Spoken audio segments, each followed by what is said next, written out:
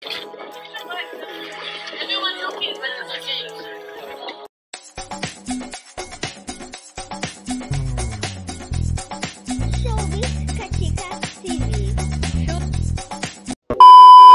Hello mga kachika, last 2 days nga ay naging usap-usapan nga sa social media ang ibinahaging picture ni Miss Aiko Melendez kasama nga ang kanyang 2 anak na si Andre at si Martina.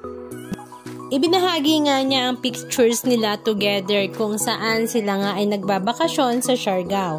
At talaga namang napawaw nga ang lahat dahil talaga namang parang magkakapatid nga lang silang 3 ng kanyang mga anak. Sila nga ay lumipad sa Siargao Island para i-celebrate ang birthday ng kanyang panganay. Ito nga ang kanyang caption.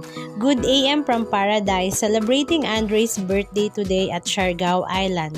Thank you, Book Siargao Island, for such a wonderful and relaxing stay, truly a home away from home. People in Siargao are so friendly and their hospitality is something that makes you want to come back again and again. Siargao, you'll be amazing till next time. At ang kanya namang pagbati sa kanyang anak na si Andre ay, Happy birthday, son, Andre Iliana. Thank you for all the happiness you have brought into our lives. Continue shining and reaching for your goals. I'm always here for you. I love you, son.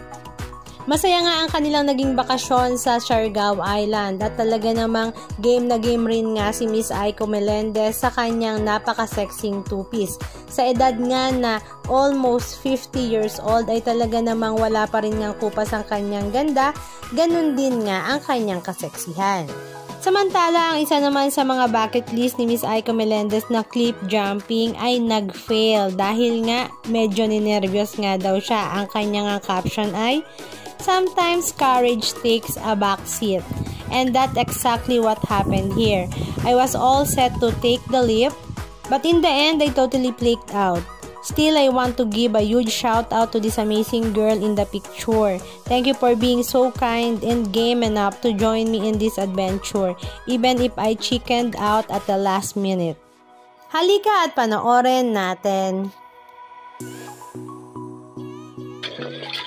Everyone's okay, but it's okay. Come on, come on.